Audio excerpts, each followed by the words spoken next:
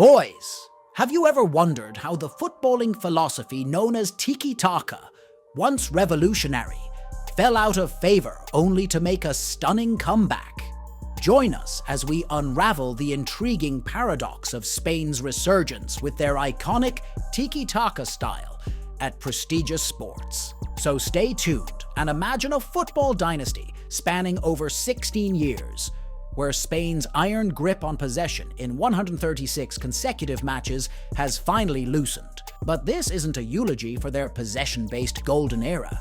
Instead, it marks the dawn of a bold new era for La Roja, a transformation long brewing even before the kickoff of Euro 2024. Join us as we unravel Spain's captivating journey with Tiki-Taka, uncover the pivotal shifts steering them away from this iconic style, and speculate on the future of their national team. In the late 2000s, Spain emerged as a football powerhouse, led by a golden generation that conquered Europe and the globe.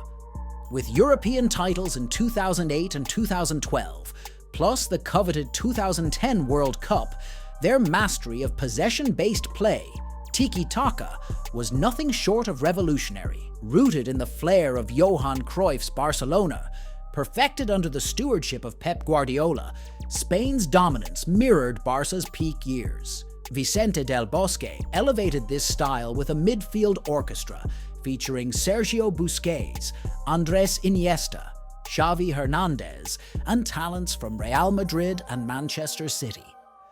This unique blend suffocated opponents, grinding out victories even in nail-biting contests. Remember their 1-0 triumphs throughout the 2010 World Cup, where they held 63% possession in the final against the Netherlands over 120 minutes? Despite setbacks like David Villa's injury before Euro 2012, Del Bosque's tactical genius, like deploying Cesc Fabregas as a false nine, secured Spain's third straight international trophy in a spectacular 4-0 win over Italy. As Spain's golden generation approached retirement, their unwavering devotion to possession-first football began yielding increasingly mixed results. By 2014, even Del Bosque recognized the need for evolution, summoning the dynamic Brazilian-born striker Diego Costa for the World Cup that year. Subsequent coaches like Julen Lopetegui, Fernando Hierro, Luis Enrique,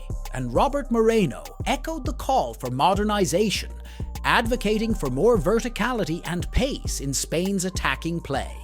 Despite these efforts, the allure of possession-first football persisted.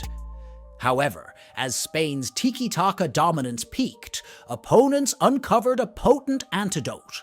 Sit deep, absorb pressure, and strike swiftly on the counter or set pieces. This tactical revelation led to some of Spain's most humbling moments in football history. Consider their encounter with host Russia in the 2018 World Cup round of 16. Despite commanding a staggering 79% possession and launching 23 shots, they managed only one goal before bowing out in a heart-wrenching penalty shootout. 4 years later in Qatar, Luis Enrique's squad mirrored this pattern, boasting 77% possession and over 1,000 passes against Morocco, yet mustering just one shot on target across 120 minutes, resulting in another shootout exit. Despite the disappointment, Enrique remained surprisingly optimistic in his post-match remarks, staunchly defending Spain's possession-centric style. Objectively, however, it was evident that maintaining possession without meaningful penetration had rendered their early tournament exits deeply underwhelming. To outsiders, the message was clear. The time for a tactical overhaul had arrived. The shift away from Spain's possession-first football began with the appointment of Luis de la Fuente as coach in 2022, a pivotal moment catalyzed by their shocking World Cup exit at the hands of Morocco. However, De La Fuente's journey to reshape the national team has been far from smooth. Early on, he grappled to define a clear identity, experimenting with nearly 50 players in his first 10 matches. A stinging defeat to Scotland early in his tenure only compounded the pressure. Off-field controversies further clouded De La Fuente's leadership. Following the scandal involving Luis Rubiales during the Women's World Cup final, De La Fuente faced criticism for his perceived endorsement of the disgraced RFEF president's divisive rhetoric. Despite swift apologies, calls for his resignation loomed large, yet navigating these turbulent waters, De La Fuente persevered, gradually assembling a cohesive squad and refining a pragmatic style. At Euro 2024, Spain's evolution was evident. In their group stage clash with Croatia, they embraced a less dominant approach, holding just 47% possession and fewer shots than their rivals. Yet, their efficiency shone through with 5 shots on target, matching Croatia's tally. The breakthrough came via a lightning counterattack orchestrated by Fabian Ruiz, setting up Alvaro Morata for a composed finish. Goals from Ruiz and Dani Carvajal, both influenced by Lamine Yamal, sealed a decisive victory by halftime. Spain's new football style may not dazzle as past iterations did, but public acceptance hinges on several compelling reasons. Foremost is the acknowledgement that this squad is in transition. The architects of Tiki-Taka, names like Gerard Piqué, Jordi Alba, Xavi, Andrés Iniesta, and Busquets, have all retired from international play. Under De La Fuente's stewardship, there's a deliberate nurturing of a younger cohort, exemplified by talents like Yeremy, a prodigious dribbler par excellence. De La Fuente empowers him to break ranks and challenge defenders directly, much as he does with Iñaki Williams, who lit up last season with Athletic Bilbao. Past Spanish sides relied on wingers like Pedro, Iniesta, and David Silva to orchestrate play centrally. But today's emphasis is on speed and incisiveness out wide.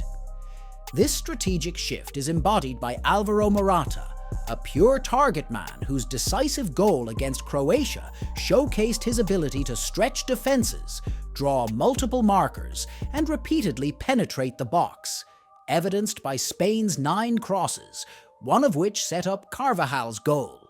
Beyond stylistic changes, Spain's results under De La Fuente speak volumes. Since their setback against Scotland, they've tasted defeat in just 2 of 12 matches, leading to Euro 2024, capped by a resounding UEFA Nations League triumph.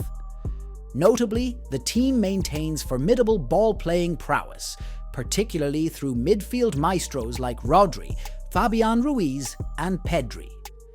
Their ability to commandeer 68% possession under De La Fuente's leadership and surpass even this against Italy and Albania signals a team evolving tactically, poised to adapt to any challenge. While Spain's squad undoubtedly boasts the quality to unsettle any opponent in the tournament, the ultimate test for their new pragmatic approach looms large, especially with potential clashes against powerhouses like Germany in the quarterfinals. How far can Spain go in this competition? Share your predictions in the comments below.